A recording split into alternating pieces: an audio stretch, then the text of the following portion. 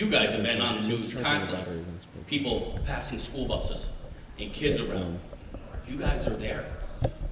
You need to act to save lives. If you sever an artery, how long does it take for you to bleed out? Anybody? Somebody just said 3 to 5 minutes. And we're good. You know, we're usually around, but it may still take us 3 to 5 minutes to get here. So part of this training and what we're doing for all the school districts is getting as many people through this program as possible. Right now, I talked to Brita right before we started the program. We're absolutely in the discussions on the Stop the Bleed kits.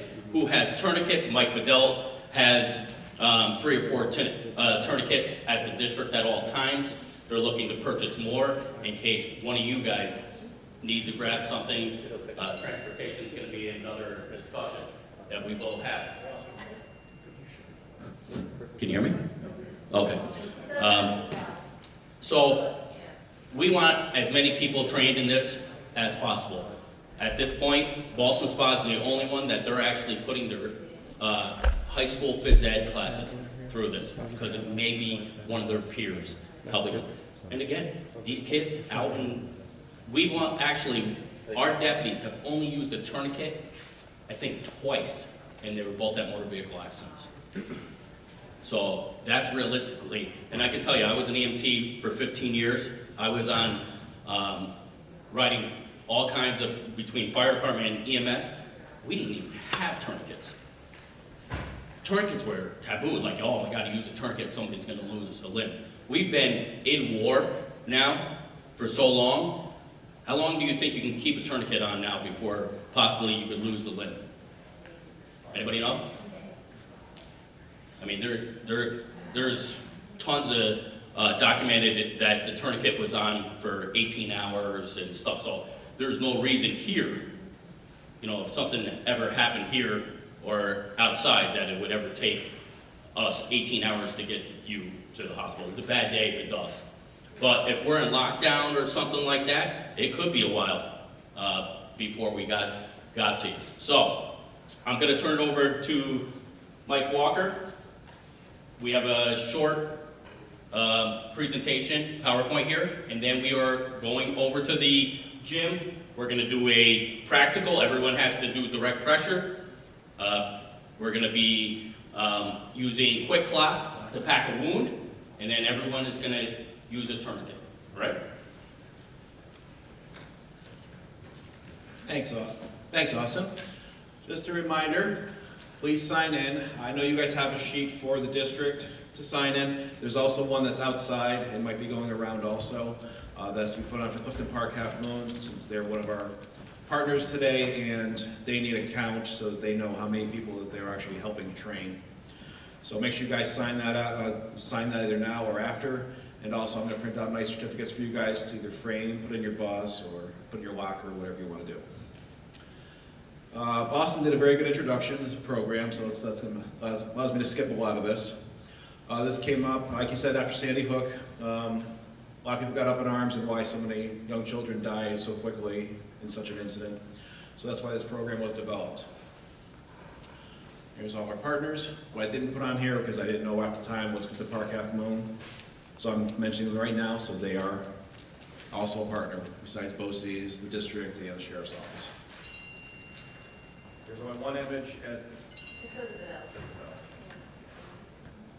There's only one image that's bad, and it's a fake image, so just be aware. The number one cause of death outside of injury is bleeding, and Austin explained why, because you can bleed out in minutes if the wound is severe enough. Why are we doing this? Not only because we're in a school and there's the potential for active shooter. This can be used all throughout your lives. I recommend everyone who gets a training to get a kit to have with you, whether it be on your person, in your vehicle, what have you. Have one nearby, at least a minute or two away from you, if you're trained. Weather happens, you can have injuries from due to weather, car accidents, in industry. I cut wood. At your I home. always have a tourniquet with me. And I've seen Austin cut wood, it's not pretty. Our main objectives today are to identify when there is severe bleeding. You get a paper cut, don't go grab the bleeding control kit. It's only for severe bleeding where someone's going to die in minutes. First and foremost, when you see someone who is injured who might need stop the bleed or bleeding control, your own safety is first. If you go into a scene blindly and you get injured, who are you helping? No one. So make sure scene safety is first. If you need to get help to get this person, get help. Like for instance, an active shooter, you see someone down the hallway and the shooter is just up the hallway. Unfortunately, you have to leave them there. Save yourself and whoever else in the classroom with you or room with you. Your safety comes first. Don't try to be a hero unless you're going to know you can walk away. And I think I got all that. ABCs. Anyone taken first aid training before or is an active EMT, paramedic? So everybody knows that ABCs, airway, breathing, circulation. For here, it's alert, bleeding, and compression. Just as always, someone has severe bleed, needs help, alert 911. If you have multiple people with you, just like CPR, go dial 911. As always, whoever is calling 911, tell exactly where you are. You may be on a cell phone and may have GPS. GPS doesn't always work. You may be also in a school. This 911 dispatcher might not know exactly what room you're in. Tell as much information as possible. Also, if it is an active shooter, if you know information about where that shooter might be, anything you can relay to them to help is best. Bleeding. Kind of went over this a little bit. There's the picture. Look for severe bleeding. And also, any of you guys. So a couple things with the 911 guys. First, you're going to be asked a lot of questions regarding that 911, and don't tell them hurry up, because you remember when 911 picks up, there's multiple people picking up. One talking to you, the other one dispatching people out. One thing I want to make sure that you realize, if you ever come to an incident where you cannot control the bleeding, let the dispatcher know. We do not get dispatched for normal EMS calls unless it's CPR, something's mental health. Normal 911 medical calls, we do not get dispatched. So if you tell them, I have serious bleeding and I can't control it, they are going to dispatch us, because all our units out there carry at least 3 tourniquets with them. So it's something to remember. If you're out there on the roads and somebody's bleeding really bad, make sure you tell the dispatcher, I can't control the bleeding. Thanks, Austin. Bleeding. Bleeding is major if you see a lot of pooling blood, if the blood is spurting out of someone, or if they've lost a limb. What I'm going to tell you right now, if someone has lost a limb, not necessarily just a finger, but an actual limb, go right to the tourniquet. The tourniquet is going to stop the bleeding, it's going to save their life. The rest of this is going to slow the bleeding down, what we're going to teach you, but tourniquet is going to be your first resort when it comes to an actual amputation of an arm or leg. Also with the bleeding, if you're going to have, if it's, for example, a stabbing wound or potentially a gunshot wound, there might be an entrance wound and an exit wound. You may see a pool of blood right here, but there also may be something on their back that you might have to deal with. So you might be actually treating 2 wounds instead of 1 with a single person. And obviously try to remove clothing around a wound as much as possible when you find someone, and find if there's multiple wounds, maybe not an entrance and exit, but there could be a secondary wound. The different bleeding areas that we can have can be any of the extremities, the groin area, armpits, and neck. And then there's the actual abdomen, or then the actual body itself. And the actual body itself is where all your major organs are. So it's very important if you do have a wound in the actual torso portion, we try to get that controlled quickly. First things first, everyone who had first aid training ever remembers when you have a bleed, what do? Pressure elevation, pressure point. That's correct. So that's kind of what we want to do, first things first. Always try to find something clean if you can, even the shirt off your back. It could be a rag that has a little bit of dirt on it. Just something, if you don't have a stop the bleed kit or first aid kit nearby where you have sterile dressings. It doesn't have to be sterile. You want to be able to try to stop this bleeding quickly. Sorry, I'm Amy, I'm one of the trainers. I do have a story about this. I was at the dog park, and a dog attacked another dog. Hold on, Amy. Yeah. Oh, I wouldn't be loud. Hello. So I was at the dog park. I was an EMT. I'm not just, willy-nilly.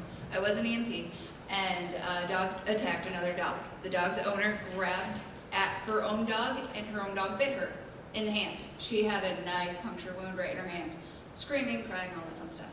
I literally ripped the sweatshirt off my back while on the phone with 911 saying where we are, what's happening. And I held pressure on her hand and just held it. I've never met this girl, total stranger to me.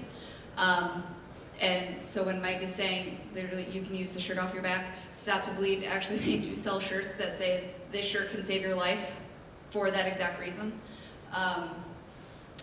I went home and washed that sweatshirt literally 5 times because, again, I never met this girl, but it was all I had. I was at the dog park, and, it really was the shirt off my back, and it was freezing. So, use anything. Thank you, Amy. Nice true story to help you guys ram this home as far as how important this is. All right. Focus on the wound, where it is. Yes, use your gauze. If this stops the bleeding, that's good. Still keep the pressure on there. And also going out the pressure elevation and pressure point. If you guys do want to go to that, if it's an extremity, raise it up. That actually helps. Use gravity to help you stop the bleeding. Here's a little video. There's no sound. There's no sound for this, so don't worry. So you got your wound there. Okay, we discovered the wound. Oh look, we have a clean shirt. What can we use? Most of the time you're going to be working a lot faster unless you have someone who's bleeding. But this is just to make sure you guys see. Kind of like CPR. Put your weight on there to try to stop that bleeding. And remember, this is your first line when it comes to stopping the bleed for somebody. Next is compression and packing. There is an item, the next, yes that is. Let me move forward. If you're going to purchase a stop the bleed kit, they're going to have something in there called hemostatic dressing. What a hemostatic dressing is, it's regular gauze, but it's impregnated with an anticoagulant that's going to help the body stop bleeding and start the clotting process itself. Unfortunately, in schools, this is not allowed according to SED as far as right now goes. So any kits that the school district will provide for you guys to use will not have hemostatic dressing in them. The only thing you're going to lose with that is maybe a little bit of time for stopping the bleeding. The kits will have in them different types of gauze. Obviously, you have the shirt off your back. Anything you can do to help stop this bleeding is going to help. Hemostatic dressing is considered a medication according to their wise physicians. And in order for them to use it, you would need a release from every single student's physician. And of course, most school districts are not going to go through that. There are talks in motion now to try to get this reversed because of how important the hemostatic dressings are. But you can still save a life with using just standard gauze or the shirt off your back. So when it comes to wound packing, that's your next step after compression itself. What you want to do is you want to fill that void, if there is a void, with as much as possible, packing it, just like it says, pack it, and put your hands on it and get your compression going. And again, keep that going until you're relieved, or the bleeding stops, or if the bleeding continues, then you have to go to the next step. I went over this. Quick clot's not cheap also, just kind of like a tourniquet. I'll explain this a little later, but quick clot itself, one package costs like $40.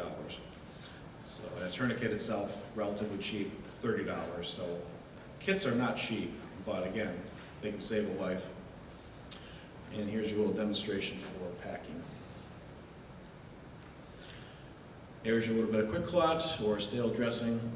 It comes in a nice little Z form, so that it unrolls nicely, so you can just keep packing it right in. And again, this is kind of slow motion, just to show you what the technique is. In real life, you're jamming it in there. Now, are you covered by Good Samaritan law with this? Of course, definitely.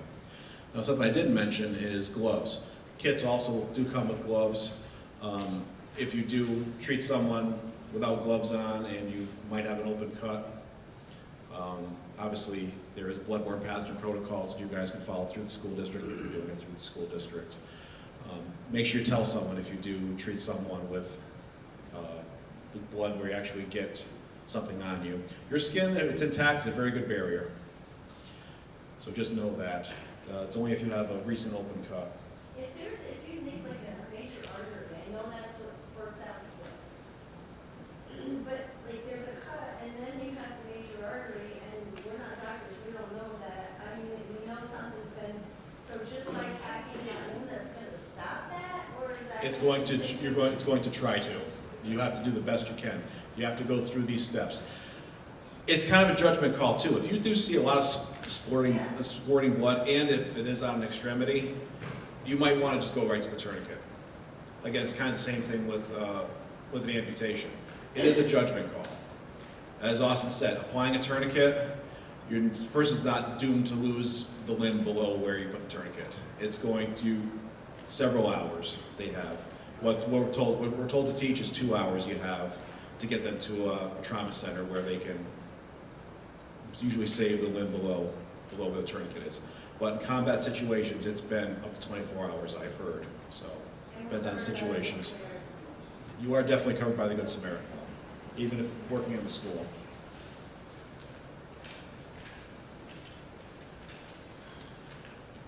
And all these areas you can do compression packing. You can do on the arms and the legs, the neck, the armpits, the groin, and the actual body itself. Even if, like I said, if someone has a wound in their abdomen, pack it best you can. You might run out of dressing. That's where you want to grab more dressing or a shirt or something. Just if you want to fill that void and get compression on there so the body starts trying to stop the bleed itself.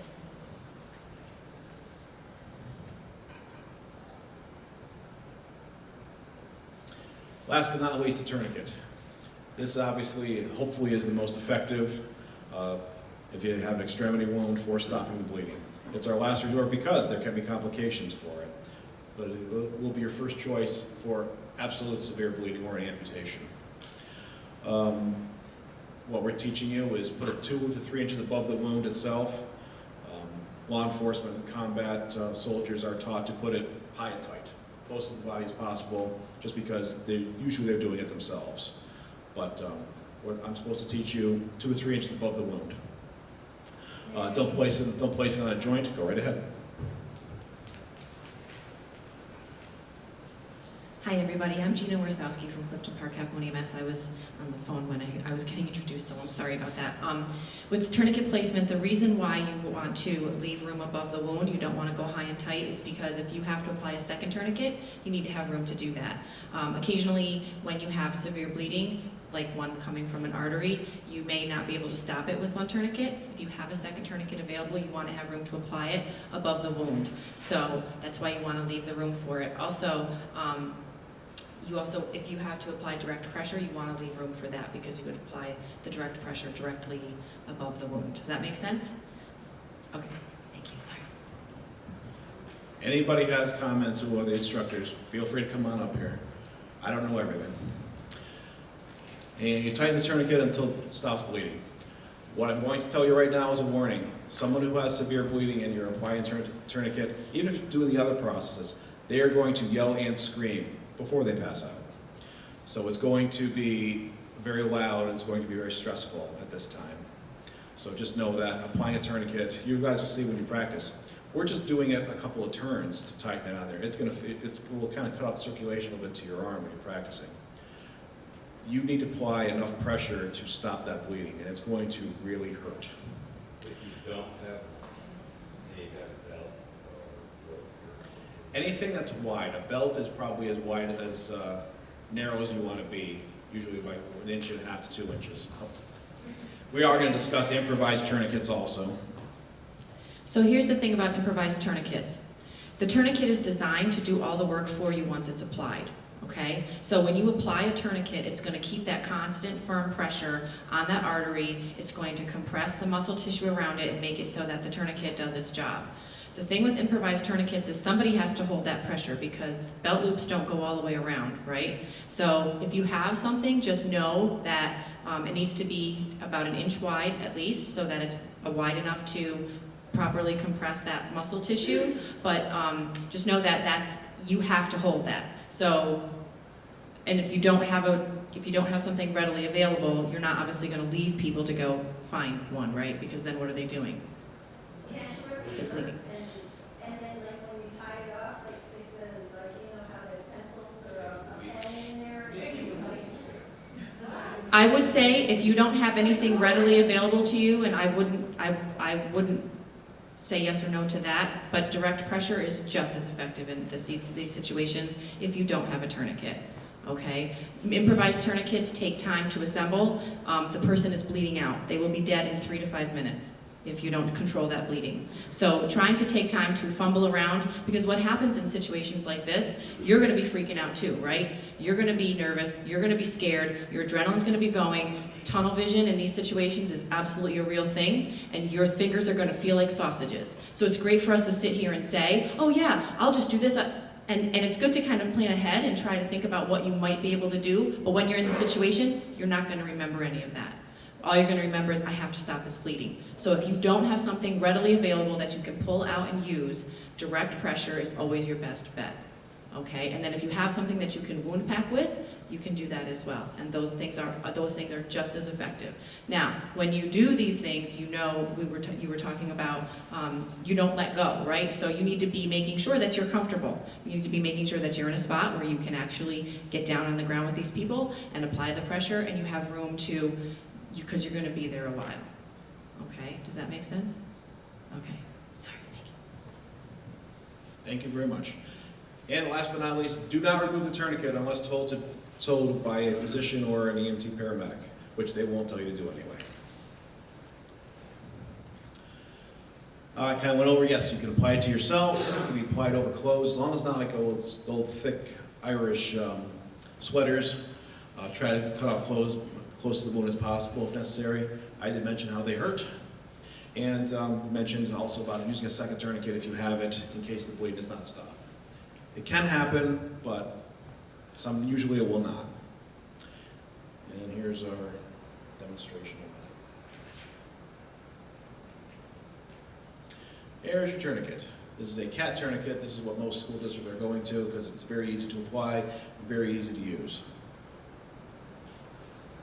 So obviously we're going to do this a lot faster. We want to make sure we tighten it up with the Velcro as much as possible, because that's going to be your first compression part. And you stop it right there. That's the windlass, which is the actual large stick right there. Now this woman is actually really tightened on this one. Usually when you guys are practicing, you're not going to go this tight. Then you're going to put the rest over it, because that flap is going to be flapping around. If that gets caught on something, they could remove the tourniquet. And then you have this little tape that goes over the edge where it says time on it. You actually want to write the time on there. Why? Because the physicians are going to want to know how long the tourniquet has actually been on there. If you don't have a pen, you got a lot of blood around, you can actually write the time right on the person's forehead. Or if someone has a sheet of paper, keep it with the page or something. Someone should know when the time the tourniquet was put on. If you call 911, also, like our deputy who put it on, because those are white. What's going to be on that? Red. So the chances of even writing time on that are going to be slim. If you're on the phone with 911, let them know, because they're going to now relay that to EMS and to the hospital when that tourniquet was applied. Just to repeat what Austin said for the recording, tell 911 if they're still on the line when you apply the tourniquet, because they will have to timestamp that, and they will notify EMS who's en route that the tourniquet has been applied. These are the different tourniquets. Most current ones that are used in school districts are the CAT tourniquet and the soft T. These other ones are around. They're a little harder to use. They still do the job as long as you're trained how to use them. But school districts are allowed to use the CAT or the soft T. And that's just saying the red ones are the ones that are recommended for use or they're allowed at schools. Children, unfortunately we don't want to think about this, but children do get severe bleeding. Problem with the tourniquets is they're big, they're made for adults. When we go through the practical portion, you'll see that there's actually a pressure bar, which is when you're tightening the tourniquet on, where the pressure is actually applied. If a child's arm or leg is thinner than that, the tourniquet's not going to work properly. So don't use a tourniquet on a child if their leg is smaller than what that little plastic pressure plate is on there. Children are good because they start to heal rather quickly. If you guys are using just pressure and packing on them, usually that will stop the bleeding from them. So just know that when you're dealing with children. Same thing with that. Yep. Everything you do in children, or adults, you can do with children. Just be careful that because they are children, but you do want to stop their bleeding also. Impaled objects. Those of you with first aid training, what do you do with an impaled object if you find someone with it? Very good. Everybody knows that. Definitely, just pack around it best as possible, and do your pressure and do your pressure. Improvised tourniquets, we've done that. Loss of an arm or leg, I did mention that. You want to keep it as close to the body as possible so that it goes with the patient to the hospital. And like I said about going right to tourniquet if you do have an amputation. Pain I went over. Any other questions anybody has before we do the practical portion? Yeah, I got. Sure. What's the name of that law you said? The Good Samaritan Law? What's the name? The Good Samaritan Law? Yes. Thank you. So just as a summary, so you find someone, check the scene safety, make sure it's safe for you guys to go in. Call 911, tell them what's going on, tell them where you are. Find all the locations where the person is bleeding. You're going to want to do compression and packing. And always continue compression and packing until the bleeding stops, or it doesn't. If not, go right to the tourniquet. And wait for help to arrive. It could be a while. You guys are out here. We do have EMS, and most of them are volunteers, so you guys are going to be it. You guys are the first responders. Do the best you can with what you got.